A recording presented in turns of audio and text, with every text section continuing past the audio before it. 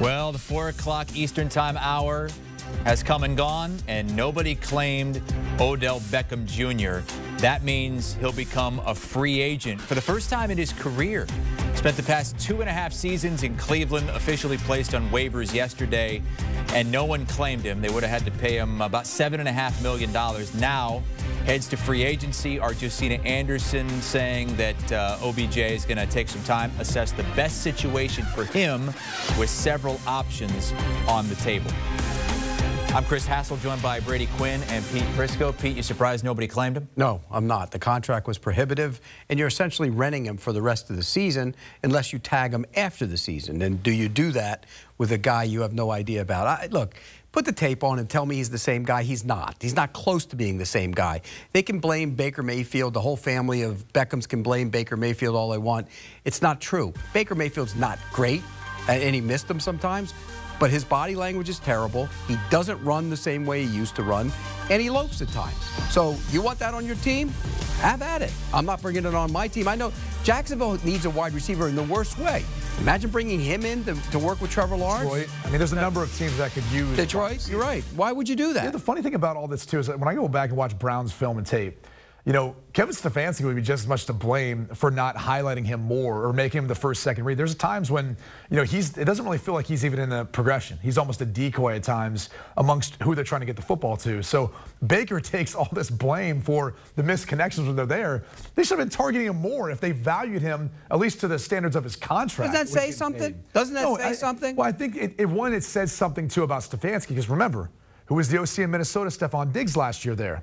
And he was unhappy because he took a step back when Stefanski took over as play caller. So that's kind of been Stefanski's MO, is he wants to run the football, spread the football around. He's not going to highlight just one player. And obviously it's effective. It was effective last year without Odell Beckham. It was effective, and it's been effective without, in his absence, at least in Cleveland. So the reality is this. Where he goes next, I'm curious to see if it truly is about trying to win a Super Bowl or if it's going to be about the contract. Because he laid out this list of contingencies and requests that he needs out of a team that would claim him. Now he's gone unclaimed.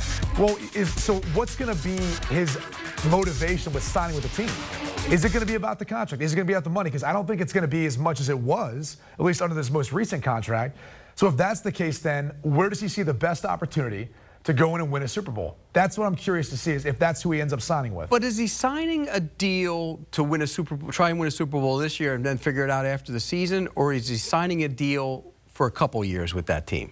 I mean, here's the problem, is he's obviously not self-aware with the way he's conducted himself or passive-aggressively had other people communicate for him. He's not aware of where he's at. He needs to get back to the point where he can prove he's one of the top wide receivers in the league. He hasn't done that. But he's not one of the. He's not. He hasn't done that since his first, second year in the league when he was putting up big numbers. He hasn't been that same player since. You're right. But that's where, to answer your question, he's got to sign in a spot where someone's going to highlight him, someone's going to get him the football, give him the opportunity to prove himself once again.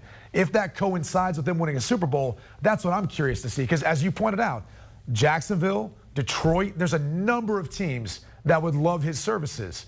But is he willing to go in there and deal with a team that's a losing football team? Or does he want to go in with a winner and then maybe take a back seat to, I don't know, DK Metcalf, Devontae Adams potentially in Green Bay? Like, does he want to go into that? You know, New England's another place that's always interesting because they take guys in, and they're on potentially a playoff run with how they're playing right now with Mac Jones.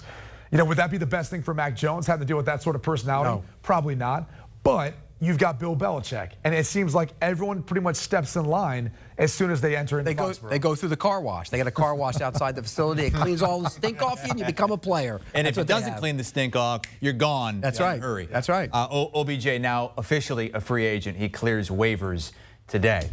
Fantasy football today. We're being told that it's going to be a more casual look on FFT beginning, I think, tomorrow. What does that mean? Shorts, sandals, flip-flops on the desk? All right. Really? Yeah. All right. That's the TV version. I just show up for work. The noon Eastern. It's above my pay CBS grade. Sports HQ weekdays. Do you want a sports network that delivers everything that matters about the game? The highlights, the picks, the instant analysis. No yelling, no fake debates, no politics. Hit the subscribe button and never miss a moment.